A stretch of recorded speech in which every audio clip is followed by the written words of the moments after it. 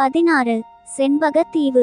விக்கிரமன் கரையை நெருங்க நெருங்க கடல் அலைகளின் ஓசையையும் அடக்கிக்கொண்டு பலவித வாத்தியங்களின் ஒலி முழங்குவதை கேட்டான். சங்கு, தாரை, எக்காளம், பேரிகை ஆகியவை ஏக காலத்தில் முழங்கி வான முகடு வரையில் பரவி எதிரொலி செய்தன. இவ்வளவு சத்தங்களுக்கிடையில் மாந்தர்களின் குரலில் கிளம்பிய கோஷம் ஒன்று விக்கிரமனுக்கு மயிர்கூச்சல் உண்டாக்கிற்று. வீரவேல், வெற்றிவேல் என்னும் கோஷம்தான் அது. அந்த தீவில் வாழும் மனிதர்கள் என்ன ஜாதி, யாரோ, எப்படிப்பட்டவர்களோ, என்ன பாஷை பேசுபவர்களோ, ஒருவேளை நரமாமிச பட்சணிகளாய்க்கூட இருக்கலாமல்லவா என்று இவ்விதமெல்லாம் எண்ணமிட்டு கொண்டிருந்த விக்கிரமனுக்கு அங்கு எழுந்த வீரவேல், வெற்றிவேல் என்னும் சோழ நாட்டின் வீர தமிழ் முழக்கமானது அளவிலாத வியப்பையும் மகிழ்ச்சியையும் ஊட்டிற்று. இது என்ன அதிசய தீவு! இங்கே சோழ நாட்டு தமிழரின் முழக்கம் கேட்கும் காரணம் என்ன? எதற்காக இவ்வளவு ஜனக்கூட்டம் இங்கே கூடியிருக்கிறது? இம்மாதிரி எண்ணங்கள் முன்னை காட்டிலும் அதிவிரைவாக விக்கிரமனுடைய உள்ளத்தை அலைத்தன. அவனுடைய நெஞ்சு படபடவென்று அடித்து கொண்டது. திடீரென்று உடம்பில் வெலவெலப்பு உண்டாயிற்று. மரக்கட்டை பிடியினின்று நழுவிற்று. தலை சுழலத் தொடங்கியது. கண் பார்வை குன்றியது. அதே சமயத்தில் ஒரு பிரம்மாண்டமான அலை வந்து விக்கிரமன் மீது பலமாக மோதியது. விக்கிரமனுக்கு அந்த நிமிஷத்தில் கடலில் உள்ள நீர் அவ்வளவும் புரண்டு வந்து தன்மீது மோதுவதாக தோன்றிற்று. ஒரு கணம் மூச்சு திணறிற்று. நமது வாழ்நாள் முடிந்து விட்டது என்று நினைத்தான் விக்கிரமன். பார்த்திப மகாராஜாவுக்கு அவன் அளித்த வாக்குறுதி நினைவுக்கு வந்தது. அன்னை அருள்மொழி தேவியின் கருணை முகமும் சிவனடியாரின் கம்பீர தோற்றமும் கடைசியாக விரிந்து படர்ந்த கண்களுடன் கூடிய அந்த பெண்ணின் மதிவதனமும் ஒன்றன்பின் ஒன்றாகவும் மின்னலை காட்டிலும் விரைவாகவும் தோன்றி மறைந்தன. பிறகு அவனுடைய அறிவை ஒரு மகா அந்தகாரம் வந்து மூடிவிட்டது. விக்கிரமனுக்கு மறுபடியும் பிரக்ஞை வந்தபோது தான் மணல் தரையில் கிடப்பதாக அவனுக்கு உணர்ச்சி உண்டாயிற்று. கண்கள் மூடியபடி இருந்தன. கடல் அலைகளின் ஓ என்ற ஓசை காதில் கேட்டுக்கொண்டிருந்தது. நெற்றியில் யாரோ திருநீறு இடுவது போல் தோன்றியது. மெதுவாக கண்ணை விழித்து பார்த்தான். சுற்றிலும் ஜனக்கூட்டம் நெருங்கி நிற்பது தெரிந்தது. ஒரு நொடிப்போதில் எல்லாம் ஞாபகத்துக்கு வந்தன. அவன் கரையை நெருங்கியபோது அந்த ஜனக்கூட்டத்திலிருந்து கிளம்பிய வாத்திய முழக்கங்களும் வாழ்த்தொலிகளும் இப்போது கேட்கவில்லை. இதற்கு மாறாக அசாதாரணமான நிசப்தம் குடி கொண்டிருப்பதை அவன் உணர்ந்தான். கொஞ்ச தூரத்தில் எங்கேயோ மாஞ்சோலையில் குயில் ஒன்று குக்கு குக்கு என்று கூவிற்று. அந்த குயிலின் இனிய குரல் அங்கே குடிகொண்டிருந்த நிசப்தத்தை அதிகமாய் எடுத்து காட்டிற்று. கரையை நெருங்கியபோது தனக்கு நேர்ந்த விபத்தின் காரணமாகவே அங்கே கூடியிருந்த ஜனங்கள் அவ்வளவு கவலையுடன் நிசப்தமாயிருந்தார்கள் என்பதை அறிந்து கொண்டான். ஒரு பெரும் பிரயத்தனம் செய்து உடம்பை உதறிக்கொண்டு ஒரு குதி குதித்து எழுந்து நின்றான். அவ்வளவுதான். அந்த ஜனக்கூட்டத்திலிருந்து ஒரு மகத்தான ஆனந்த கோஷம் கிளம்பிற்று. வாத்திய முழக்கங்களுடன் கூட மனிதர்களின் கண்டங்களிலிருந்து எழுந்த வாழ்த்தொலிகள் போட்டியிட்டு ஆகாயத்தை அளாவின. இவ்வளவு சத்தங்களுக்கும் மத்தியில் விக்கிரமனுக்கு அருகில் கவலை தோய்ந்த முகத்துடன் நின்ற ஒரு பெரிய மனிதர், விலகுங்கள், விலகுங்கள், கஜராஜனுக்கு வழிவிடுங்கள் என்று கூவினார். கொஞ்சம் கூர்ந்து கவனித்தோமானால் இந்த மனிதரை நாம் முன்னமே பார்த்திருக்கிறோம் என்பது நினைவு வரும். ஆமாம், மாமல்லபுரத்தில் நடந்த கலை திருநாளின் போது நரசிம்ம சக்கரவர்த்தியின் சமூகத்தில் செண்பகத் தீவு வாசிகளின் விண்ணப்பத்தை சமர்ப்பித்த தூதர் தான் இவர். விலகுங்கள் என்ற அவருடைய குரலை கேட்டு சுற்றிலும் நின்ற ஜனங்கள் விரைவாக விலகி கொண்டார்கள். சற்று தூரத்தில் பட்டத்து யானையைப் போல் அலங்கரித்த ஒரு யானை நின்றது. அதை யானைப்பாகன் நடத்தி கொண்டு விக்கிரமன் நின்ற இடத்தை நோக்கி வந்தான். பட்டண பிரவேசத்துக்காக அலங்கரிக்கப்பட்டது போல காணப்பட்ட அந்த கஜராஜனுடைய தூக்கிய துதிக்கையில் ஓர் அழகான புஷ்பஹாரம் இருந்தது. விக்கிரமன் மந்திர சக்தியினால் கட்டுண்டவனைப் போல் யானையை பார்த்த படி கையை கட்டிக்கொண்டு அசையாமல் நின்றான். யானை மிகவும் சமீபத்தில் நெருங்கி வந்தபோது விக்கிரமனுடைய சிரம் அவனை அறியாமலே சிறிது வணங்கியது. யானை தன் துதிக்கையில் ஏந்தி வந்த மாலையை அவனுடைய கழுத்தில் சூட்டிற்று. அப்போது அந்த ஜனக்கூட்டத்தில் ஏற்பட்ட ஆரவாரத்தையும் முழக்கத்தையும் வர்ணித்தல் அசாத்தியமான காரியம். வீரவேல், வெற்றிவேல் என்னும் கோஷங்களுடன் விக்கிரம சோழ மகாராஜா வாழ்க, செண்பக நாட்டு மன்னர்பிரான் வாழ்க என்னும் கோஷங்களையும் கேட்டு விக்கிரமனுடைய உள்ளம் பெருங்கிளர்ச்சியடைந்தது. மகா ஆச்சரியம் விளைவித்த இந்த சம்பவங்களை பற்றி யாரிடமாவது கேட்டு தெரிந்து கொள்ள வேண்டுமென்று அவனுக்கு துடிப்பாயிருந்தது. ஆனால் அருகில் நின்றவர்களிடம் பேசுவதற்கு கூட அச்சமயம் அவனுக்கு அவகாசம் கிடைக்கவில்லை. 17. குந்தவியின் சபதம். காஞ்சி நகர் அரண்மனையின் உப்பரிகை நிலா மாடத்தில் சக்கரவர்த்தியும் குந்தவி தேவியும் அமர்ந்திருந்தார்கள். கிருஷ்ணபட்சத்து முன்னிரவு. வானத்தில் விண்மீன்கள் சுடர்விட்டு ஒளிர்ந்தன. கிழக்கே வெகு தூரத்தில் மாமல்லபுரத்து கலங்கரை விளக்கம் நட்சத்திரங்களுடன் போட்டியிட்டு பிரகாசித்து கொண்டிருந்தது. காஞ்சி நகரின் பட்பல சிவாலயங்கள், விஷ்ணு ஆலயங்களிலிருந்து பேரிகை சப்தம், ஆலாட்ச மணி ஓசை, யாழின் இன்னிசையுடன் கலந்து பாடும் பக்தர்களின் குரலொலி எல்லாம் கலந்து வந்து கொண்டிருந்தன. அரண்மனை பூந்தோட்டத்திலிருந்து செண்பகம், பன்னீர், பாரிஜாதம் ஆகிய மலர்களின் சுகந்தம் குளிர்காற்றுடன் கலந்து இலேசாக வந்து கொண்டிருந்தது. குழந்தாய், ஏன் இப்படி ஒரு மாதிரி இருக்கிறாய்? உடம்பு நன்றாக இல்லையா என்று சக்கரவர்த்தி கேட்டார். எனக்கு உடம்புக்கு ஒன்றுமில்லை அப்பா, மனந்தான் நன்றாயில்லை. மனம் இருக்கிறதே அம்மா, ரொம்ப பொல்லாதது, மத்தகஜத்தை போன்றது என்று பெரியவர்கள் சொல்லியிருக்கிறார்கள். அதை புத்தி என்கிற அங்குசத்தால் அடக்கி ஆள வேண்டும். அப்பா, ஏன் குழந்தாய்? நான் சமண முனிவரை பார்த்துவிட்டு வந்தது தங்களுக்கு எப்படி தெரிந்தது? என் மகள் என்ன செய்கிறாள் என்பது எனக்கு தெரியாமல் போனால் இந்த பெரிய பல்லவ சாம்ராஜ்யத்தை நான் எப்படி அம்மா கட்டி ஆள முடியும்? அப்பா, நான் சமண சமயத்தையோ பௌத்த சமயத்தையோ சார்ந்துவிட போகிறேன். 18. பொன்னனின் அவமானம். சென்ற 3 தினங்களாக பொன்னன் குடிசைக்குள்ளே இடியும் மழையும் புயலும் பூகம்பமுமாக இருந்தது. நான் செய்தது தப்பு என்று தான் 1000 தடவை சொல்லி விட்டேனே, மறுபடியும் மறுபடியும் என் மானத்தை வாங்குகிறாயே என்றான் பொன்னன். தப்பு தப்பு தப்பு என்று இப்போது அடித்து கொள்கிறாயே, என்ன பிரயோஜனம்? இந்த புத்தி அப்போது எங்கே போச்சு என்று வள்ளி கேட்டாள். இப்போது என்ன குடி முழுகி போய்விட்டதென்று ஓட ஓட விரட்டுகிறாய் வள்ளி? அந்த சக்கரவர்த்தி எங்கே போய்விட்டார்? என் வேல் தான் எங்கே போச்சு? வேல் வேறியா? வேல் கெட்ட கேட்டுக்கு பட்டு குஞ்சந்தான். ஓடம் தள்ளுவதற்கும் கும்பிடுவதற்கும்தான் கடவுள் உனக்கு கையை கொடுத்திருக்கிறார். கும்பிடுகிற கையினால் எங்கேயாவது வேலை பிடிக்க முடியுமா? 2 உடலும் ஓர் உயிருமாயிருந்த தம்பதிகளுக்குள் இப்படிப்பட்ட ஓயாத வாய்ச்சண்டை நடப்பதற்கு காரணமாயிருந்த சம்பவம் இதுதான். 2 நாளைக்கு முன் இந்த காவேரிக்கரை சாலை வழியாக நரசிம்ம சக்கரவர்த்தியும் குந்தவி தேவியும் அவர்களுடைய பரிவாரங்களும் உறையூரை நோக்கி போய்க் கொண்டிருந்தபோது தோணித்துறைக்கு அருகில் சக்கரவர்த்தி சிறிது நின்றார்.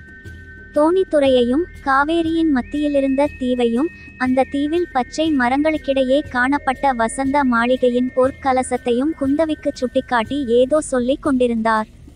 அச்சமயம் குடிசையின் வாசலில் நின்று கொண்டிருந்த பொன்னன், வள்ளி இவர்கள் மேல் சக்கரவர்த்தியின் பார்வை விழுந்தது. பொன்னனை அருகில் வரும்படி அவர் சமிக்ஞை செய்யவும் பொன்னன் ஓடோடியும் சென்று கைகுப்பி தண்டம் சமர்ப்பித்து பயபக்தியுடன் கையை கட்டிக்கொண்டு அவர் முன்னால் நின்றான். சக்கரவர்த்தியை பழிக்கு பழி வாங்க போவதாகவும் அவருடைய மார்பில் தன் வேலை செலுத்த போவதாகவும் அவன் சொல்லிக் கொண்டிருந்ததெல்லாம் அச்சமயம் அடியோடு மறந்து போய் விட்டது. சக்கரவர்த்தியின் கம்பீர தோற்றமும் அவருடைய முகத்தில் குடி கொண்டிருந்த தேஜஸும் அவனை அவ்விதம் வசீகரித்து பணியச் செய்தன. இந்த தோணித்துறையில் படகு ஓட்டுகின்றவன் நீதானே அப்பா என்று சக்கரவர்த்தி கேட்கவும் பொன்னனுக்கு தலைகால் தெரியாமற் போய் விட்டது. ஆமாம் மகா சக்கர பிரபு என்று குழறினான். அதோ தெரிகிறதே, அந்த வசந்த மாளிகையில் தானே அருள்மொழி ராணி இருக்கிறார். ஆமாம், இதோ பார், நமது குழந்தை குந்தவி தேவி ராணியை பார்ப்பதற்காக சீக்கிரத்தில் இங்கே வரக்கூடும். ஜாக்கிரதையாக ஓடம் செலுத்தி கொண்டு போய் அந்த கரையில் விட வேண்டும், தெரியுமா? புத்தி சுவாமி என்றான் பொன்னன். பிறகு சக்கரவர்த்தியும் அவருடைய பரிவாரங்களும் உறையூரை நோக்கிச் சென்றார்கள். இதையெல்லாம் வள்ளி குடிசை வாசலில் நின்றபடி அரை குறையாக கேட்டுக்கொண்டிருந்தாள். பொன்னன் திரும்பி வந்தபோது வள்ளியின் முகத்தில் எள்ளும் கொள்ளும் வெடித்தது. முழு விவரமும் அவனிடம் கேட்டு தெரிந்து கொண்ட பின்னர் வள்ளி பலமாய் சண்டை பிடிக்க ஆரம்பித்தாள். சக்கரவர்த்திக்கு பணிந்து மறுமொழி சொன்ன காரணத்தினால் விக்கிரம மகாராஜாவுக்கு பொன்னன் துரோகம் செய்துவிட்டதாக வள்ளி குற்றம் சாட்டினாள். உண்ட வீட்டுக்கு 2 செய்யும் துரோகி என்று நிந்தித்தாள். அப்போது அவர்களுக்குள் ஏற்பட்ட விவகாரம் 3 தினங்களாக இடைவிடாமல் நடந்து கொண்டிருந்தது. வள்ளியின் சொல்லம்புகளை பொறுக்க முடியாதவனாய் அன்று மத்தியானம் உச்சிவேளையில் பொன்னன் நதிக்கரையோரம் சென்றான். அங்கே நீரோட்டத்தின் மீது தழைத்து கவிந்திருந்த ஒரு புங்க மரத்தினடியில் அதன் வேரின் மேல் உட்கார்ந்து தனக்கு நேர்ந்த அவமானத்தை எப்படி துடைத்துக் கொள்வது, வள்ளியிடம் மறுபடியும் எப்படி நல்ல பெயர் வாங்குவது என்று சிந்தித்துக் கொண்டிருந்தான். அப்போது கார்த்திகை மாத கடைசி. ஒரு மாதம் சேர்ந்தாற்போல் அடைமழை பெய்து விட்டிருந்தது. கழனிகளில் நீர் நிறைந்து தழும்பிக் கொண்டிருந்தது. பச்சை மரங்களின் இலைகள், புழுதி, தூசியெல்லாம் கழுவப்பட்டு நல்ல மரகத வர்ணத்துடன் பிரகாசித்தன. குளுகுளுவென்று குளிர்ந்த காற்று வீசிக் கொண்டிருந்தது. 19. மாரப்பனின் மனோரதம். மாரப்ப பூபதி பொன்னனின் குடிசை கதவை திறந்தபோது வள்ளி பின்வருமாறு சொல்லிக் கொண்டிருந்தாள். மானம் போன பிறகு உயிரை வைத்து கொண்டு இருந்து என்ன பிரயோஜனம்? நம்ம தேசத்துக்கும் நம்ம மகாராஜாவுக்கும் துரோகம் செய்து விட்டு அப்புறம் பிராணனை வைத்து கொண்டு இருக்கிறதாயிருந்தால் உனக்கும் அந்த கேடுகெட்ட மாரப்பனுக்கும் என்ன வித்தியாசம்? இதை கேட்டதும் அவனுடைய முகம் கோபத்தினால் சிவந்தது. வாசற்படியிலேயே சிறிது நேரம் அசையாமல் நின்றான். பிறகு என்ன தோன்றிற்றோ என்னவோ, அவனுடைய முகத்தில் ஒருவிதமான மலர்ச்சி உண்டாயிற்று. புன்னகையுடன், என்ன வள்ளி, என் தலையையும் சேர்த்து உருட்டுகிறாய்? என்ன சமாசாரம்? என்னோடு பொன்னனையும் சேர்க்கும்படியாக அவன் அப்படி என்ன பாதகம் செய்துவிட்டான் என்றான். அடுப்பு வேலையை பார்த்தபடி பொன்னன் தான் வருகிறான் என்று நினைத்து கொண்டு தலை நிமிராமல் முதலில் பேசிய வள்ளி வேற்று குரலை கேட்டதும் திடுக்கிட்டு பார்த்தாள். மாரப்பன் என்று அறிந்ததும் அவளுக்கு கொஞ்சம் திகைப்பாய்த்தானிருந்தது. ஆனாலும் சீக்கிரத்தில் சமாளித்து கொண்டு, உங்கள் தலையை உருட்டுவதற்கு என்னால் முடியுமா ஐயா? அதற்கு எந்த உண்மையான வீரம் படைத்த ஆண் பிள்ளை பிறந்திருக்கிறானோ என்றாள். இதில் பிற்பகுதியை மெல்லிய குரலில் சொன்னபடியால் மாரப்பன் காதில் நன்றாக விழவில்லை. என்ன சொன்னாய் வள்ளி என்றான். இதற்குள் பொன்னன் வெளியிலிருந்து வரவே மாரப்பன் அவனை பார்த்து, பொன்னா, உன்னோடு ஒரு சமாச்சாரம் பேச வேண்டும், வா என்று கூறி அவனை வெளியில் அழைத்து போனான். இருவரும் நதிக்கரைக்கு சென்று மரத்தடியில் உட்கார்ந்தார்கள். பொன்னா, நீ எனக்கு ஒரு பெரிய உபகாரம் செய்திருக்கிறாய். அதற்காக என்றைக்காவது ஒரு நாள் நான் உனக்கு நன்றி செலுத்தியாக வேண்டும் என்றான் மாரப்பன். நானா ஐயா? உங்களுக்கு அப்படியொன்றும் செய்ததாக தெரியவில்லையே. உனக்கு தெரியாமலே செய்திருக்கிறாய் பொன்னா. ஐயையோ, அப்படியானால் அதை வள்ளியிடம் மட்டும் சொல்லி விடாதீர்கள். அவள் என்னை இலேசில் விடமாட்டாள் என்றான் பொன்னன். மாரப்பன் சிரித்து கொண்டே, அதுதான் பொன்னா, அதுதான். வள்ளியை நீ கல்யாணம் செய்து கொண்டாயே, அதுதான் நீ எனக்கு செய்த பெரிய உபகாரம். ஒரு காலத்தில் அவளை நான் கல்யாணம் செய்து கொள்ளலாமென்ற சபலம் இருந்தது. அப்படி நடந்திருந்தால் என்னை என்ன பாடு படுத்தியிருப்பாளோ? ஆமாம் எஜமான், ஆமாம். தங்களுடைய சாது குணத்துக்கும் வள்ளியின் சண்டை குணத்துக்கும் ஒத்துக்கொள்ளாதுதான். சண்டை என்று கேட்டாலே தங்களுக்கு சுரம் வந்துவிடும் என்பதுதான் உலகமெல்லாம் அறிந்த விஷயமாயிற்றே என்றான் பொன்னன். என்ன சொன்னாய் என்று மாரப்பன் கத்தியை உருவினான். ஓகோ, கத்தியை கூட கொண்டு வந்திருக்கிறீர்களா? நிஜ கத்திதானே? கொஞ்சம் இருங்கள், வள்ளியை கூப்பிடுகிறேன். உங்கள் உரையில் உள்ள கத்தி நிஜ கத்தியல்ல, மரக்கத்தி என்று அவள் ரொம்ப நாளாய் சொல்லிக் கொண்டிருக்கிறாள் என்று கூறிவிட்டு பொன்னன் எழுந்திருந்தான். மாரப்பன் கத்தியை பக்கத்தில் தரையில் வைத்துவிட்டு, வேண்டாம் பொன்னா, உட்கார். புருஷர்களின் காரியத்தில் பெண் பிள்ளைகளை கூப்பிடக்கூடாது. அவர்கள் வந்தால் விபரீதந்தான். பார், விக்கிரமனை சோழ தேசத்துக்கு ராஜாவாக்க நாம் பெருமுயற்சி செய்தோமே, அது பலித்ததா? நமது ஆலோசனைகளில் அருள்மொழி ராணியை சேர்த்து கொண்டதால் தானே காரியம் கெட்டு போயிற்று என்றான். அப்படியா? மகாராணி என்ன செய்தார்கள் காரியத்தை கெடுப்பதற்கு? அவர் தான் இங்கே இளவரசரையும் கிளப்பி விட்டுவிட்டு அங்கே அச்சுதவர்மரிடமும் போய்ச் சொல்லிக் கொடுத்தாரா? பிள்ளை மேல் அவருக்கு என்ன அவ்வளவு விரோதம்? இல்லை பொன்னா, ராணி யாரோ ஒரு சிவனடியாரை நம்பி அவரிடம் எல்லாவற்றையும் சொல்லிவிட்டாள். அந்த வேஷதாரியை நம்ப வேண்டாமென்று நான் எவ்வளவோ சொன்னேன். கேட்டால்தானே? உண்மையில் அந்த கபட சந்நியாசி பல்லவ சக்கரவர்த்தியின் ஒற்றன். எல்லாவற்றையும் போய்ச் சொல்லிவிட்டான். இதை கேட்டதும் பொன்னனுக்கு ஏற்கெனவே அந்த சிவனடியார் மேல் ஏற்பட்டிருந்த சந்தேகம் கொஞ்சம் பலப்பட்டது. ஒருவேளை அவருடைய வேலையாகவே இருந்தாலும் இருக்கலாம். நாம் அனாவசியமாய் மாரப்ப பூபதியை சந்தேகித்தோமே என்று சிறிது வெட்கமடைந்தான். 20. சக்கரவர்த்தி சந்நிதியில். மாரப்ப பூபதி போனவுடனே பொன்னன் குதித்து கொண்டு குடிசைக்குள் சென்றான். வள்ளியின் கோபத்தை மாற்றுவதற்கு ஒரு வழி கிடைத்தது என்ற எண்ணம் அவனுக்கு குதூகலம் உண்டாக்கிற்று. மாரப்பன் சொன்னதையெல்லாம் கொஞ்சம் கைச்சரக்கும் சேர்த்து அவன் வள்ளியிடம் தெரிவித்த போது உண்மையாகவே அவன் எதிர்பார்த்த பலன் கிட்டிற்று. அதாவது வள்ளியின் கோபமெல்லாம் மாரப்பன் மேல் திரும்பிற்று. ஓகோ, சக்கரவர்த்தியின் மகளை இவன் கல்யாணம் செய்து கொள்ள வேண்டும், அதற்கு நீ தூது போக வேண்டுமோ? என்னிடம் மட்டும் அந்த மாதிரி அவன் சொல்லியிருந்தால் தலையிலே ஒரு சட்டி நெருப்பை கொட்டியிருப்பேன். நீ கேட்டுக்கொண்டு சும்மா வந்தாய் என்றாள். சும்மாவா வந்தேன்? உனக்கு என்ன தெரியும்? எப்பேற்பட்ட கோபம் அப்போது எனக்கு வந்தது தெரியுமா வள்ளி? அவன் வாளை கொண்டே அவன் தலையை வெட்டி போட பார்த்தேன். புங்கமரம் நடுவிலே நின்று தடுத்து விட்டது என்றான். ஆமாம், நீ வாய் வெட்டுத்தான் வெட்டுவாய். வாள் வெட்டுக்கு உன் கையிலே சக்தி இருக்கிறதா என்றாள் வள்ளி. பொன்னன், இங்கே வா, நான் சொல்லுகிறது நிஜமா இல்லையா என்று காட்டுகிறேன் என்று சொல்லி அவள் கையை பிடித்து கரகரவென்று இழுத்து கொண்டு போனான். புங்க மரத்தில் கத்தி வெட்டு ஆழமாய் பதிந்திருந்ததை காட்டினான். அதை பார்த்ததும் வள்ளி முகம் மலர்ந்தது. இந்த வெட்டை மரத்தில் ஏன் போட்டாய்? பாவம், பச்சை மரம், அவன் மேலேயே போடுகிறதுதானே என்றாள். இருக்கட்டும், ஒரு காலம் வரும், அப்போது போடாமலா போகிறேன் என்றான் பொன்னன். பிறகு இருவரும் மேலே என்ன செய்வதென்று வெகு நேரம் யோசித்தார்கள். மாரப்ப பூபதி எவ்வளவு துர்நடத்தையுள்ளவன் என்பதை சக்கரவர்த்திக்கு எப்படியாவது தெரிவித்துவிட வேண்டுமென்று அவர்கள் முடிவு செய்தார்கள். ஆனால் எவ்விதம் தெரிவிப்பது? நீதான் அன்றைக்கு சக்கரவர்த்திக்கு கும்பிடு போட்டு காலில் விழுந்தாயே, அவரை உறையூரில் போய் பார்த்து எல்லாவற்றையும் சொல்லிவிடேன் என்றாள் வள்ளி. நான் கலகத்தில் சம்பந்தப்பட்டவன் என்று உறையூரில் எல்லாருக்கும் தெரியுமே. உறையூருக்குள் என்னை போகவிடவே மாட்டார்கள். அதிலும் சக்கரவர்த்தியை பார்க்க வேண்டுமென்று சொன்னால் சந்தேகப்பட்டு காராக்கிரகத்தில் பிடித்து போட்டு விடுவார்கள் என்று பொன்னன் சொன்னான். அப்படியானால் நான் போய்விட்டு வரட்டுமா என்றாள் வள்ளி.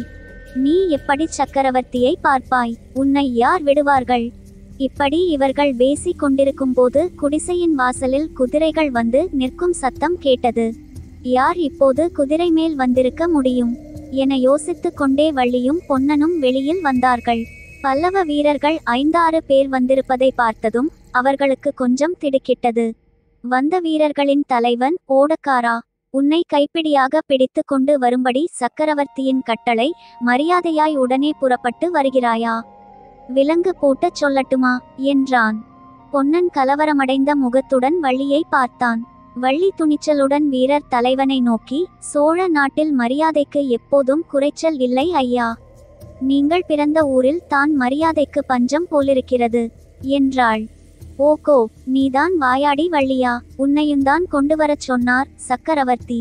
ஆகா, வருகிறேன். உங்கள் சக்கரவர்த்தியை எனக்கும் தான் பார்க்க வேண்டும். பார்த்து உறையூரிலிருந்து காஞ்சிக்கு போகும்போது கொஞ்சம் மரியாதை வாங்கி கொண்டு போங்கள் என்றும் சொல்ல வேண்டும் என்றாள். 21.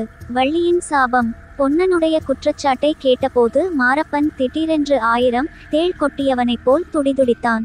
பொன்னனை பார்வையாலேயே எரித்து விடுகிறவனைப் போல் ஒரு கண நேரம் கடூரமாய் பார்த்தான். பின்னர் திரும்பி தலையை குனிந்து கொண்டான். பூபதி, இதற்கு என்ன சொல்கிறாய் என்று சக்கரவர்த்தி இடிக்குரலில் கேட்கவும் மாரப்பனுக்கு மறுபடியும் தூக்கிவாரி போட்டது. ஆத்திரத்தினாலும் கோபத்தினாலும் அவனுக்கு அழுகை வந்துவிட்டது. பிரபோ, இவன் சொல்வது போய் போய் போய். இளவரசனை நான் தூண்டிவிடவில்லை. இவர்களுடைய சதியாலோசனையை பற்றி நன்றாய் தெரிந்து கொள்வதற்காக சிறிது காலம் இவர்களுக்கு உதவியாயிருப்பது போல் நடித்தேன், அவ்வளவுதான். உடனுக்குடனே தங்களுடைய தளபதி அச்சுதவர்ம பல்லவரிடம் எல்லா விவரங்களையும் சொல்லிக் கொண்டிருந்தேன். அப்போது பாவி, துரோகி என்ற மெல்லிய பெண் குரல் கேட்டது. சக்கரவர்த்தி, யார் அது என்று அதட்டிவிட்டு சுற்றும் முற்றும் பார்த்தார். அந்த குரல் வள்ளி நின்ற திசையிலிருந்துதான் வந்தது. ஆனாலும் வள்ளி சக்கரவர்த்தி அந்த பக்கம் பார்த்தபோது பரம சாதுவை போல் நின்றாள். மாரப்பன் சிறிது தைரியமடைந்து, பிரபோ, விக்கிரமனை இந்த அடிமை தூண்டிவிடவில்லை, இது சத்தியம். அவனை தூண்டிவிட்டது யார் என்றும் எனக்கு தெரியும். சத்தியமாய் தெரியும். சமூகத்தில் கட்டளை பிறந்தால் சொல்லுகிறேன் என்றான். சொல்லு, தைரியமாய் சொல்லு என்றார் சக்கரவர்த்தி. ஜட்டாமகுடதாரியான ஒரு சிவனடியார் அருள்மொழி ராணியையும் விக்கிரமனையும் அடிக்கடி வந்து பார்த்து கொண்டிருந்தார். அவர் உண்மையில் சிவனடியார் இல்லை, கபட சந்நியாசி. அவர் தான் விக்கிரமனை இந்த பயங்கரமான காரியத்தில் தூண்டிவிட்டார். இதுவரை மௌனமாய் இந்த நாடகத்தை பார்த்து கொண்டிருந்த குந்தவி இப்போது குறுக்கிட்டு, உமக்கு எப்படி தெரியும்? அந்த கபட சந்நியாசியை நீர் பார்த்திருக்கிறீரா என்று கேட்டாள். ஆமாம் தேவி, இந்த கண்களாலேயே பார்த்திருக்கிறேன். இதோ சாது போல் நிற்கிறானே, இந்த கோடக்காரனுடைய குடிசையில்தான் அவர்கள் அடிக்கடி சந்தித்து சதியாலோசனை செய்து வந்தார்கள். அந்த கபட சந்நியாசியின் சடையை பிடித்து குலுக்கி அவனை இன்னாரென்று வெளிப்படுத்த நான் பிரயத்தனம் செய்தேன். இந்த பொன்னனும் வள்ளியும் தான் அதை கெடுத்தார்கள். என் பேச்சை எடுத்தால் நாக்கை அறுத்துவிடுவேன் என்று வள்ளி மெல்லிய குரலில் முணுமுணுத்தாள். சக்கரவர்த்தி அவளை பார்த்து புன்னகையுடன், பெண்ணி, அடிக்கடி உன் உதடுகள் அசைகின்றன, ஆனால் வார்த்தை எதுவும் வெளியில் வர காணோம். உனக்கு ஏதாவது சொல்ல வேண்டுமானால் பயப்படாமல் சொல்லு என்றார். உடனே வள்ளி சக்கரவர்த்தியை பார்த்து கும்பிட்டு கொண்டு, பிரபு, இவர் சொல்வதெல்லாம் பொய். சிவனடியார் இளவரசரை தூண்டிவிட்டார் என்பது பெரும் பொய். சாமியார் பெரிய மகான், அவர் அடிக்கடி வந்து ஆறுதல் சொல்லிக் கொண்டிருந்தபடியால் தான் எங்கள் மகாராணி இன்னும் உயிரோடிருக்கிறார். அவர் இளவரசரை இந்த காரியம் வேண்டாம் வேண்டாம் என்று தான் சொல்லிக் கொண்டிருந்தார். இளவரசருடைய மனத்தை மாற்ற முடியவில்லை. சாமியார் மேல் பொய்யாக குற்றம் சுமத்துகிறவர்கள் பாவிகள், சண்டாளிகள், அவர்கள் நரகத்துக்குத்தான் போவார்கள் என்றாள். நிறுத்து பெண்ணி, போதும், சாபம் கொடுத்தது என்று சக்கரவர்த்தி சொல்லி குந்தவியை நோக்கி புன்னகையுடன், பார்த்தாயா அம்மா என்றார். பார்த்தேன், அந்த சாமியாரின் மந்திரத்தில் இந்த பெண்ணும் நன்றாய் மயங்கி போயிருக்கிறாள். இவர்களில் ஒருவராவது முழுதும் உண்மை சொல்வதாக எனக்கு தோன்றவில்லை அப்பா. ஒவ்வொருவரும் மனதில் ஒரு நோக்கத்தை வைத்து கொண்டு பேசுகிறார்கள் என்றாள் குந்தவி. 22. சிறுத்தொண்டர். உறையூருக்கு மேற்கே காவேரி நதியிலிருந்து சற்று தூரத்தில் ஒரு அழகான தாமரை குளம் இருந்தது. அந்தி நேரமானபடியால் அத்தடாகத்தை அழகு செய்த தாமரை மலர்கள் எல்லாம் அச்சமயம் இதழ் கூம்பியிருந்தன. மேல் வானத்தை பொன்மயமாக செய்து கொண்டிருந்த சூரியன் சுழலுகின்ற தங்க தகட்டை போல் அதிவிரைவாய் கீழே இறங்கி கொண்டிருந்தான். தாமரை குளத்தைச் சேர்ந்த படித்துறை மண்டபத்தில் சக்கரவர்த்தியும் அவருடைய செல்வ புதல்வியும் வந்து தங்கியிருந்தார்கள். மண்டபத்துக்கு சற்று பின்னால் வேல் பிடித்த வீரர்கள் ஒதுங்கி நின்றார்கள். பட்டத்து யானையும் புறவிகளும் சிறிது தூரத்தில் காணப்பட்டன. மேற்கு திக்கிலிருந்து காவேரி ஆற்றின் ஓரமாக வந்த சாலையை சக்கரவர்த்தி ஆவலுடன் உற்று நோக்கி கொண்டிருந்தார். குந்தவி தடாகத்தின் படிக்கட்டில் இறங்கி கீழ்ப்படியில் வந்து நின்றாள். தளதளவென்று விளங்கிய தாமரை இலைகளின் வனப்பையும் கூம்பிய தாமரை மலர்கள் மொட்டுகள் இவற்றின் அழகையும் அவள் சிறிது நேரம் பார்த்து மகிழ்ந்தாள். தாமரை இலைகளின் மேலே முத்து முத்தாக தண்ணீர் துளிகள் நின்றதையும் இளங்காற்றில் தாமரை இலைகள் அசைந்தபோது அந்த முத்துக்கள் அங்குமிங்கும் ஓடிச் சில சமயம் பிரிந்தும் விளையாடியதையும் பார்த்து களித்தாள். அப்போது தடாகத்தின் தெளிந்த நீரில் பிரதிபலித்த அவளுடைய உருவமானது தற்செயலாக அவள் பார்வையை கவர்ந்தது. சந்தன நிற தந்தத்தினால் செய்தவை போல் விளங்கிய குந்தவியின் அழகிய நீண்ட புஜங்களும் பங்கஜ மலர் பாதங்களும் பளிங்கு போல் தெளிந்த தண்ணீரிலே பிரதிபலித்தபோது பன்மடங்கு வனப்பும் சோப்பையும் பெற்று விளங்கின. குந்தவி தன்னுடைய பிரதிபிம்பத்தை தானே பார்த்த வண்ணமாக சற்று நேரம் ஸ்தம்பித்து நின்றாள். அந்த காட்சி கைதேர்ந்த சிற்பி ஒருவன் செய்த அற்புத அழகு வாய்ந்த தந்தப்பதுமை ஒன்றை உயர்ந்த ஆடை ஆபரணங்களினால் அலங்கரித்து அக்குளக்கரையில் நிறுத்தி வைத்திருப்பது போல் தோன்றியது. திடீரென்று தந்த பதுமைக்கு உயிர் வந்தது போல் குந்தவி ஒரு நீண்ட பெருமூச்சு விட்டாள். அவளுடைய மேனி அழகை பற்றி அவளிடம் ஏற்கெனவே பலர் பிரஸ்தாபித்ததுண்டு. தாய்மார்கள் சொல்லியிருக்கிறார்கள், தோழிகள் அடிக்கடி கூறியிருக்கிறார்கள், சித்திரக்காரர்களும் சிற்பிகளும் வியந்து பாராட்டியிருக்கிறார்கள். அப்போதெல்லாம் குந்தவி மேற்படி பாராட்டுதல்களை பொருட்படுத்தியதே இல்லை. ஆனால் இப்போது அவள் தன் மேனி அழகை பற்றித்தானே சிந்திக்கத் தொடங்கினாள். தோழிகள் அழகை பற்றிச் சொல்வதெல்லாம் வெறும் புகழ்ச்சியல்ல, விளையாட்டுமல்ல, உண்மைதான். ஆனால் இந்த அழகினாலே என்ன பிரயோஜனம் என்று அவளுடைய உள்ளத்தில் ஒரு கேள்வி எழுந்தது. அடுத்தாற்போல், ஆகா, அந்த இராஜகுமாரனுக்கு இந்த உறையூர்தானே, அவன் மட்டும் இப்போது என் அருகில் நின்று கொண்டிருந்தாள் என்னும் எண்ணம் உண்டாயிற்று. இதை அடுத்து இன்னதென்று விவரிக்க முடியாத மனக்கிலேசம் ஏற்பட்டது. இந்த அலங்காரமெல்லாம் என்னத்திற்காக? நாளை முதல் ஆபரணம் ஒன்றும் அணிந்து கொள்ளக்கூடாது. இவற்றினால் என்ன பிரயோஜனம்? அழகு அதிகமாகி விடுகிறதா? இருக்கிற அழகு போதுமே என்றெல்லாம் சிந்தனைகள் தோன்றின. இப்போதே இதையெல்லாம் எடுத்து எறிந்து விடுகிறேனே என்று தலையில் சூடியிருந்த ஆபரணங்களை முதலில் எடுக்கப் போனாள். 23. நள்ளிரவில். அன்றிரவு ஏறக்குறைய 1:30 ஜாமம் ஆனபோது உறையூர் நகரில் நிசப்தம் குடிகொண்டது. வீதி முனைகளில் கல் தூண்களின் மேல் எரிந்து கொண்டிருந்த அகல் விளக்குகள் ஒவ்வொன்றாக மங்கி அணையத் தொடங்கின. உறையூருக்கும் ஸ்ரீரங்கத்துக்கும் இடையில் சென்ற காவேரி நதியின் மேல் காரிருள் படர்ந்திருந்தது. அன்று சுக்கிலபட்சத்து சதுர்த்தி. போதாதற்கு வானத்தை கருமேகங்கள் மூடியிருந்தன. இரண்டொரு மழைத்தூறலும் விழுந்தது. அத்தகைய காரிருளில் காவேரி நதியின் ஓரமாக ஜலத்தை கிழித்து கொண்டு படகு செல்லும் சலசலப்பு சத்தம் கேட்டது. கொஞ்சம் உற்று பார்த்தோமானால் ஒரு சிறு படகு கிழக்கே இருந்து மேற்கே கரையோரமாக போவதை காணலாம். படகில் யாரோ ஒருவர் உட்கார்ந்திருப்பதும் மங்கலாக தெரிகிறது. கரையில் நின்ற வண்ணம் ஒருவர் படகை கயிற்றினால் இழுத்து கொண்டு போவதும் புலப்படுகிறது. இன்னும் கொஞ்சம் நெருங்கி பார்த்தோமானால் அவர்கள் இருவரும் நமக்கு தெரிந்த புள்ளிகள்தான் என்பதை காண்கிறோம். வேறு யாருமில்லை, கரையிலிருந்து படகை இழுத்து கொண்டு போகிறவன் படகோட்டி பொன்னன். படகில் உட்கார்ந்திருப்பது வள்ளிதான். வள்ளியின் கையில் ஒரு சிறு கூடை இருக்கிறது. அதற்குள்ளே அகல் விளக்கு ஒன்று மினுக் மினுக்கென்று எரிகிறது.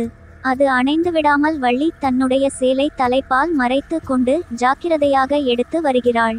அந்த கும்மிருட்டில் பிரவாகத்துக்கு எதிராக படகை மேற்கு நோக்கி இழுத்து கொண்டு போவது இலேசான காரியமில்லை. வழியில் படித்துறைகளும் நதிக்கரை மண்டபங்களும் ஓங்கி வளர்ந்து ஆற்றில் கவிந்திருந்த விருட்சங்களும் குறுக்கிட்டன. ஆனாலும் பொன்னன் சிறிதும் தளர்ச்சியடையாமல் மேற்படி தடங்கல்களையெல்லாம் தாண்டி படகை இழுத்து கொண்டு போனான். படகுக்கு பின்னால் சுமார் 300 அடி தூரத்தில் ஒரு நெடிய உருவம் வந்து கொண்டிருந்தது. படகு நின்ற போதெல்லாம் அதுவும் நின்றது. படகு மேலே சென்றால் அதுவும் தொடர்ந்து வந்தது.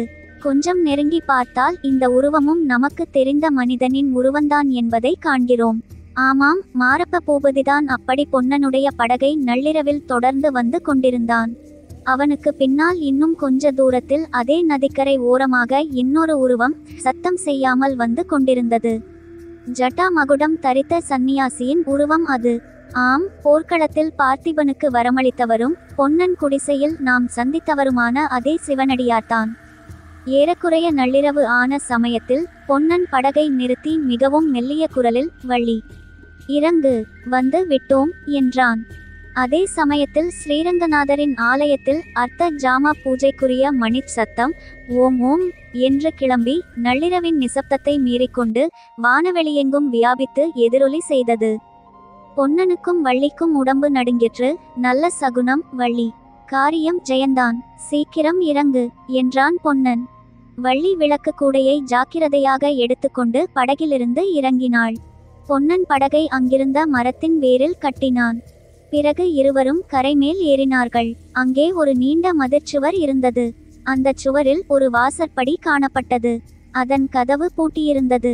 பொன்னன் தன் மடியிலிருந்து ஒரு கொத்துச் சாவியை எடுத்து ஒரு சாவியினால் பூட்டை திறந்தான். இருவரும் கதவை தள்ளிக்கொண்டு உள்ளே பிரவேசித்தார்கள்.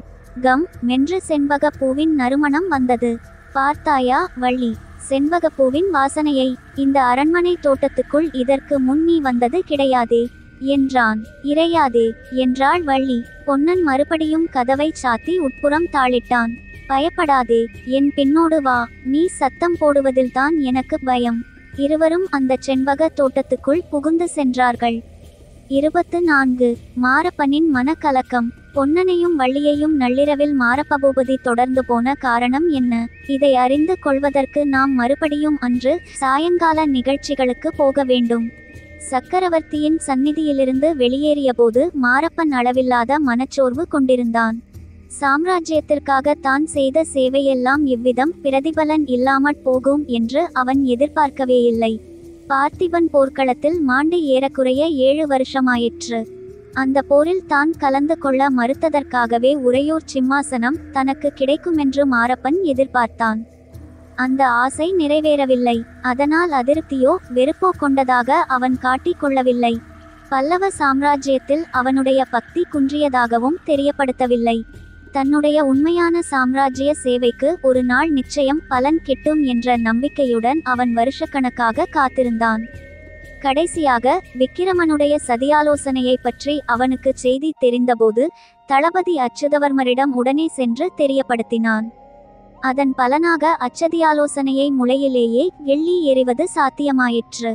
இதன் பிறகாவது தன்னுடைய சேவைக்கு தகுந்த சன்மானம் கிடைக்குமென்று அவன் நிச்சயமாக நம்பியிருந்தான். அவன் ஆசைப்பட்டது பல்லவ சக்கரவர்த்திக்கு கப்பம் செலுத்தி கொண்டு உறையூரை ஆளும் பதவிதான். இது உடனே கிடைக்காவிட்டாலும் தான் முன்னர் வகித்து வந்த சேனாதிபதி பதவியாவது கிடைக்குமென்று நினைத்தான். ஆனால் நடந்தது என்ன? சக்கரவர்த்தி தன் பேரிலேயே சந்தேகம் கொள்ளலாயிற்று. கேவலம் ஒரு ஓடக்காரன், அவன் பெண்டாட்டி, இவர்கள் முன்னிலையில் சோழ நாட்டு பட்டத்துக்கு உரியவனான தான் அவமானப்பட நேர்ந்தது. இதை நினைத்தபோது மாரப்பனுடைய நெஞ்சு வெடித்து விடும் போலிருந்தது. இது என்ன உலகம், இது என்ன வாழ்வு என்று உலகத்தையே வெறுக்கும் வழியில் மனம் திரும்பிற்று. எங்கே போகிறோமென்ற சிந்தனையே இல்லாதவனாய் குதிரை போன வழியே போக விட்டு கொண்டிருந்தான். அறிவுமிக்க பிராணியான குதிரை நம் எஜமானனுடைய மனநிலையை உணர்ந்து மந்த நடையுடன் யதேச்சையாக போய்க் கொண்டிருந்தது. உறையூரின் வீதிகளில் அங்குமிங்குமாக அது சிறிது நேரம் சுற்றிவிட்டு கடைசியில் காவேரி கரையை அடைந்தது. பிறகு காவேரிக்கரை சாலையோடு கிழக்கு திக்கை நோக்கி செல்லலாயிற்று. சூரியன் அஸ்தமித்தது. அன்று சுக்கிலபட்சத்து சதுர்த்தியாதலால் மேற்கு திசையில் 4ஆம் பிறை தோன்றிற்று. வானத்தில் நட்சத்திரங்கள் ஒவ்வொன்றாய் தோன்றி மினுக்கத் தொடங்கின. சற்று நேரத்துக்கெல்லாம் வானவெளி முழுவதிலும் கோடிக்கணக்கான வைரங்களை வாரி இறைத்தது போல் நட்சத்திரங்கள் பொரிந்து கிடந்தன. மாரப்பன் இந்த வான விசித்திரம் ஒன்றையும் கவனியாமல் ஏதேதோ சிந்தனையில் ஆழ்ந்திருந்தான். அரைக்காத வழி இவ்விதம் போன பிறகு அவன் திடுக்கிட்டு சுயநினைவு வந்தவனாய் எங்கே போகிறோமென்று ஆராய்ந்தான்.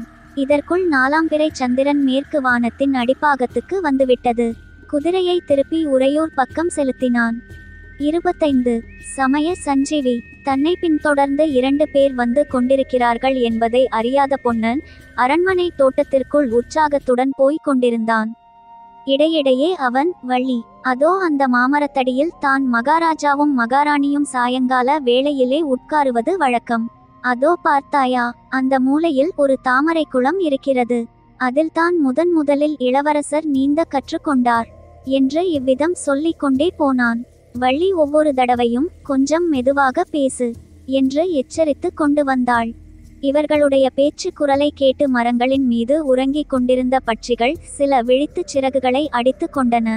அப்போது பொன்னன் கையை தட்டி ஓசைப்படுத்தியதுடன் உஷ் என்று சத்தமிட்டான். ஆமாம், உன்னுடைய தைரியமெல்லாம் பாதி ராத்திரியில் தூங்குகிற பட்சிகளிடம்தான். எதிரியின் கையில் கத்தியை கண்டால் உடனே விழுந்தடித்து ஓடிவந்து விடுவாய் என்று வள்ளி சொன்ன பிறகு பொன்னன் சற்று வாயை மூடினான். அரண்மனையின் பின்புறத்தை அவர்கள் அடைந்ததும் பொன்னன், வள்ளி, உள்ளே போய் எல்லாம் பார்க்கலாமா அல்லது வந்த காரியத்தை பார்த்து கொண்டு திரும்புவோமா என்று கேட்டான். விளக்கில் எண்ணெய் கூட ஆகிவிட்டது, சீக்கிரம் வந்த காரியத்தை பார்க்கலாம். கோயில் எந்த பக்கம் இருக்கிறது என்று வள்ளி கேட்டாள். அப்படியானால் இங்கே வா என்று பொன்னன் கிழக்கு பக்கமாக அவளை அழைத்துச் சென்றான். பார்த்திப மகாராஜாவின் காலத்தில் ஒரு முறை நாம் அரண்மனை கோயிலை பார்த்திருக்கிறோம். அந்த அழகிய சிறு கோயிலானது அரண்மனையைச் சேர்ந்தாற் போல கீழ்ப்பாகத்தில் அமைந்திருந்தது. அதற்குள் பிரவேசிப்பதற்கு 3 வழிகள் இருந்தன. அரண்மனைக்குள்ளேயிருந்து நேராக கோயிலுக்குள் வரலாம். இதுதான் பிரதான வாசல். பின்புறத்து தோட்டத்திலிருந்து பிரவேசிப்பதற்கு ஒரு வாசல் இருந்தது. அபிஷேகத்திற்கு காவேரி நீரும் அலங்காரத்திற்கு புஷ்பமும் கொண்டு வருவதற்காக இந்த வாசல் ஏற்பட்டது. இவற்றை தவிர அர்ச்சகர் வெளியில் இருந்து நேரே வருவதற்காக கிழக்கு மதிலில் சிறு வாசல் இருந்தது. இவற்றுள் தோட்டத்திலிருந்து பிரவேசிப்பதற்குரிய வாசலை பொன்னன் அடைந்து கதவின் பூட்டை திறந்து கொண்டு உள்ளே சென்றான். அவனுடன் வள்ளியும் போனாள். மங்கிய அகல் விளக்கின் வெளிச்சத்தில் அங்கிருந்த விக்கிரகங்களின் காட்சியைக் கண்டு இருவரும் சிறிது நேரம் பிரமித்து நின்றார்கள். நெடுங்காலமாக பூசை முதலியவை ஒன்றுமில்லாமலிருந்தும் அந்த தெய்வீக சிலைகளின் ஜீவகளை சிறிதும் குறையவில்லை. முதலில் திகைப்பு நீங்கியவனான பொன்னன், வள்ளி, நிற்க நேரமில்லை என்று சொல்லி மகாவிஷ்ணு விக்கிரகத்தின் சமீபம் சென்று விஷ்ணு பாதத்தின் அடியிலிருந்த அழகிய வேலைப்பாடுகளுடன் கூடிய நீளவாட்டான மரப்பெட்டியை எடுத்து கொண்டான். சோழ குலத்தின் விலையில்லா பொக்கிஷம் இந்த பெட்டிக்குள் இருக்கிறது. வள்ளி, நல்ல வேளை இது அந்த நரசிம்ம சக்கரவர்த்தியின் கண்ணில் படவில்லை, பட்டிருந்தால் இதற்குள் காஞ்சிக்கு கட்டாயம் போயிருக்கும் என்று சொல்லிக்கொண்டே கோயிலிலிருந்து வெளியேறினான். அவனை பின்தொடர்ந்து வெளியே வந்த வள்ளி, ஐயையோ, விளக்கு அணைந்துவிட்டதே என்றாள். நல்ல வேளை, காரியம் ஆன பிறகு அணைந்தது. போனால் போகட்டும், இப்போது எப்படி போகலாம்? தோட்டத்தின் வழியாக இருட்டில் போவது கஷ்டம். கிழக்கு மதில் வாசல் வழியாக வேணுமானால் போய் விடலாமா? வா, கதவு திறக்கிறதா பார்ப்போம் என்று சொல்லி பொன்னன் தோட்டத்தின் கிழக்கு மதிலை நோக்கி விரைந்து சென்றான். அங்கிருந்து வாசற்படியருகில் இருவரும் போனதும் மதிலுக்கு வெளியில் பேச்சு குரலை கேட்டு திடுக்கிட்டார்கள். பின்வரும் சம்பாஷணை அவர்கள் காதில் லேசாக விழுந்தது. மாரப்ப பூபதியின் பேச்சை நம்பியா இந்த கத்தியை உருவிக்கொண்டு நிற்கிறாய்? அரண்மனையிலாவது திருடன் நுழையவாவது? திருடன் நுழைகிறதை கண்ணாலே பார்த்தேன் என்று மாரப்ப பூபதி சொல்லும்போது எப்படி அதை நம்பாமலிருப்பது? தப்பி போவதற்கு இதுதான் வழியா? வேறு வழியில்லையா? 26. குடிசையில் குதூகலம். மறுநாள் பொன்னனும் வள்ளியும் பேசி பேசிச் சிரிப்பதற்கும் ஆச்சரியப்படுவதற்கும் எத்தனையோ விஷயங்கள் இருந்தன. படகு கிளம்புகிற சமயத்தில் தீவர்த்திகளுடனும் ஆட்களுடனும் வந்து சேர்ந்த மாரப்ப பூபதிதான் என்ன ஆர்ப்பாட்டம் செய்தான், என்ன அதிகார தோரணையில் பேசினான். நிறுத்து படகை, பிடித்துக்கட்டு 2 பேரையும், விடாதே, படகை சோதனை போடு என்று என்ன தடபுடல் செய்துவிட்டான். இவ்வளவு தடபுடலுக்கும் பொன்னனும் வள்ளியும் அமைதியாயிருந்தார்கள். படகை சோதனை போடும்போது அவர்கள் கரையிலேயே இறங்கி நின்று விட்டார்கள். படகில் ஒன்றுமில்லையென்று கண்டதும் மாரப்பனுடைய முகத்தில் ஏமாற்றமும் கோபமும் கொந்தளித்தன. பொன்னா, எங்கே அது என்றான். எது எங்கே சேனாதிபதி என்று கேட்டான் பொன்னன். கையிலே என்னவோ கொண்டு வந்தாயே, அதுதான். என்னவோ கொண்டு வந்திருந்தால் அது என்னமாய் இல்லாமலிருக்கும் என்றான் பொன்னன். மாரப்பன் மிரட்டி உருட்டி பார்த்ததெல்லாம் பலிக்கவில்லை. மாரப்பன் தன்னுடைய ஆட்களை வெட்டு மரத்தடியிலும் தண்ணீரிலுங்கூட தேடி பார்க்கச் சொன்னான். ஒன்றும் கிடைக்கவில்லை. நடுநடுவே வள்ளி பொன்னன் காதோடு என்னவோ சொல்லி கலீரென்று சிரித்தபடியால் மாரப்பனுடைய கோபம் அதிகமாயிற்று. இந்த அர்த்த ராத்திரியில் என்னத்துக்காக இங்கிருந்து திருட்டுத்தனமாக கிளம்புகிறீர்கள்? படகு ஏது என்று கேட்டான். காலையில் தோணித்துறைக்கு போய் சேர்ந்து விடலாம் என்று இப்போதே கிளம்புகிறோம். எங்கள் பாட்டன் படகு, அதை தோணித்துறைக்கு கொண்டு போகிறோம் என்று வள்ளி மறுமொழி சொன்னாள். அரண்மனையில் புகுந்து நீங்கள் எதையோ திருடி கொண்டு வந்தீர்கள். கொண்டு வந்ததை எங்கேயோ ஒளித்து வைத்திருக்கிறீர்கள். உண்மையை ஒத்துக்கொள்ளாவிட்டால் உங்களை இப்படியே கொண்டு போய் காராகிரகத்தில் அடைத்து விடுவேன் என்றான் மாரப்பன். எந்த காராகிரகத்தில் அடைப்பீர்கள் என்றான் பொன்னன். நீ என்னத்துக்காக அவரோடு பேசறே? நாளைக்கு சக்கரவர்த்தியின் சமூகத்தில் வழக்கை தீர்த்து கொண்டால் போகிறது என்றாள் வள்ளி. இதை கேட்டதும் மாரப்பனுடைய முகம் தொங்கி போய்விட்டது. சிறிது நேரம் சிந்தனையில் ஆழ்ந்திருந்தான். பிறகு தன்னுடன் வந்திருந்த ஆட்களை போகச் சொல்லி வெட்டு பொன்னனை பார்த்து சாவதானமாய் சொன்னான். இதோ பார் பொன்னா, உனக்கும் எனக்கும் பழக்கம் ஏற்பட்டது இப்போது அப்போதல்ல. சில சமயம் நமக்குள் மனஸ்தாபம் ஏற்பட்டிருக்கிறதென்றால் அதற்கு உன் பெண்டாட்டியின் வாய்த்துடுக்குத்தான் காரணம். இவருடைய கையிலே துடுப்பு, என்னுடைய வாயிலே துடுக்கு என்றாள் வள்ளி. நீ சற்று பேசாமலிரு வள்ளி. ஆண் பிள்ளைகள் பேசிக் கொண்டிருக்கும் போது நீ ஏன் குறுக்கிடுகிறாய் என்றான் பொன்னன். ஓகோ, நீங்கள் ஆண் பிள்ளைகளா? இருட்டிலே தெரியவில்லை, வெளிச்சம் போட்டு பார்த்தால் ஒரு வேளை தெரியும் என்று வள்ளி முணுமுணுத்தாள். மாரப்பன், பொன்னா, அவ்விதம் வள்ளியை நீ தள்ளிவிட வேண்டாம். நான் சொல்லுகிறது அவளுக்கும் தெரிய வேண்டியதுதான். உங்களால் எனக்கும் ஒரு முக்கிய காரியம் ஆக வேண்டியிருக்கிறது. அதை மட்டும் நீங்கள் செய்து கொடுத்தீர்களானால் உங்கள் உதவியை நான் மறக்க மாட்டேன். என்னாலும் உங்களுக்கு ஏதாவது ஒத்தாசை வேண்டியதாயிருக்கும். சிறு துரும்பும் பல் குத்த உதவும் என்றான். 27. கண்ணீர் பெருக்கு. வள்ளியும் பொன்னனும் குடிசைக்கு வெளியில் வந்தபோது பார்த்திப மகாராஜாவின் காலத்திற்கு பிறகு அவர்கள் பார்த்திராத அதிசயமான காட்சியை கண்டார்கள். உறையூர் பக்கத்திலிருந்து காவேரி கரை சாலை வழியாக அரச பரிவாரங்கள் வந்து கொண்டிருந்தன. குதிரை வீரர்களும் காலாட்படைகளும் கொடி பரிவட்டம் அலங்கரித்த உயர்ஜாதி புரவிகளும் இராஜ ஸ்திரீகளுக்குரிய முத்து விதானம் கட்டிய தந்த பல்லக்குகளும் வந்து கொண்டிருந்தன. இந்த இராஜ பரிவாரமெல்லாம் தோணித்துறை தோப்பில் வந்து இறங்கத் தொடங்கியபோது ஓடக்கார பொன்னனும் அவன் மனைவியும் ஆச்சரிய கடலில் மூழ்கினார்கள். இதோடு ஆச்சரியம் முடிந்தபாடில்லை. காவேரி நதியில் அதே சமயத்தில் ஒரு விந்தை காட்சி காணப்பட்டது. உறையூர் பக்கத்திலிருந்து அலங்கரித்த பல படகுகள் அன்னப்பட்சிகளைப் போல் மிதந்து கிழக்கு நோக்கி வந்து கொண்டிருந்தன. அவற்றின் நடுவில் சிங்கக்கொடி பறந்த அழகிய படகை பார்த்ததும் சக்கரவர்த்தியும் அவருடைய பரிவாரங்களும்தான் வருகிறார்கள் என்பது பொன்னனுக்கு தெரிந்து போயிற்று. ஒருவேளை அந்த படகுகள் எல்லாம் இந்த தோணித்துறைக்குத்தான் வருமோ என்று பொன்னன் எண்ணமிட்டு கொண்டிருக்கையிலேயே படகுகளின் திசைப்போக்கு மாறியது. காவேரியை குறுக்கே கடந்து வசந்த தீவை நோக்கி அவை செல்லத் தொடங்கின. ஓகோ, சக்கரவர்த்தி வசந்த தீவுக்கு ஏன் போகிறார்? ஒருவேளை மகாராணியை பார்க்க போகிறாரோ என்று பொன்னன் நினைத்தான். உடனே தோப்பில் வந்து இறங்கிய வீரர்களிடம் நெருங்கிப்போய் விசாரித்தான். அவன் எண்ணியது உண்மையென்று தெரிந்தது. சக்கரவர்த்தியுடன் குந்தவி தேவி, சிறுத்தொண்டர், அவருடைய பத்தினி முதலியோர் அருள்மொழி ராணியை பார்க்க வசந்த தீவுக்கு போகிறார்களென்று அறிந்தான். மேலும் விசாரித்து அவர்கள் அங்கிருந்து திரும்பி இந்த தோணித்துறைக்கு வருவார்களென்றும் இங்கிருந்து சிறுத்தொண்டர் கீழ சோழ நாட்டுக்கு யாத்திரை போகிறார் என்றும் சக்கரவர்த்தியும் குந்தவி தேவியும் உறையூருக்கு திரும்புகிறார்கள் என்றும் தெரிந்து கொண்டான். அந்த சமயம் வசந்த தீவில் தானும் இருக்க வேண்டும் என்றும் என்ன நடக்கிறதென்று தெரிந்து கொள்ள வேண்டும் என்றும் பொன்னனுக்கு உள்ளம் துடித்தது. ஆனால் அந்த ஆவலை வள்ளியிடம் தெரிவித்தபோது அவள், நன்றாயிருக்கிறது, சக்கரவர்த்தி அங்கே போயிருக்கும் போது அவருடைய கட்டளையில்லாமல் நீ ஏன் அங்கே போக வேண்டும்? என்ன நடக்கிறதென்று தானே தெரிகிறது, அவசரம் என்ன என்றாள். எனவே பொன்னன் துடிதுடித்து கொண்டு இக்கரையிலேயே இருந்தான். ஒரு முகூர்த்த காலம் ஆயிற்று. வசந்தத்தீவின் தோணித்துறையில் கலகலப்பு ஏற்பட்டது. பலர் அங்கே கும்பலாக வந்தார்கள். படகுகளிலும் ஏறினார்கள். படகுகள் இக்கரையை நோக்கி வரத் தொடங்கின. வருகிற படகுகளை மிகவும் ஆவலுடன் வள்ளியும் பொன்னனும் பார்த்து கொண்டிருந்தார்கள். அருகில் நெருங்க படகுகளில் இருந்தவர்கள் கண்ணுக்கு தெரிய ஆரம்பித்தார்கள். சிங்கக்கொடி கம்பீரமாக பறந்த படகிலே சக்கரவர்த்தியும் ஒரு மொட்டை சாமியாரும் இருந்தார்கள். இதற்குள் அவர்களுடைய பார்வை இன்னொரு படகின் மேல் சென்றது. அதில் 3 பெண்மணிகள் இருந்தார்கள். அருள்மொழி தேவி போல் அல்லவா இருக்கிறது? ஆமாம், அருள்மொழி தேவிதான். படகு கரையை அடைந்து எல்லாரும் இறங்கியபோது பொன்னனும் வள்ளியும் வேறு யாரையும் பார்க்கவுமில்லை, கவனிக்கவுமில்லை. அருள்மொழி தேவியின் காலில் விழுந்து எழுந்து அவள் முகத்தையே பார்த்து கொண்டு திகைத்து நின்றார்கள். அருள்மொழி தேவி அவர்களை நோக்கி தழுதழுத்த குரலில் கூறினாள், பொன்னா, வள்ளி, என்னால் இங்கே தனியாக காலம் கழிக்க முடியவில்லை. நான் திவ்ய ஸ்தல யாத்திரை போகிறேன்.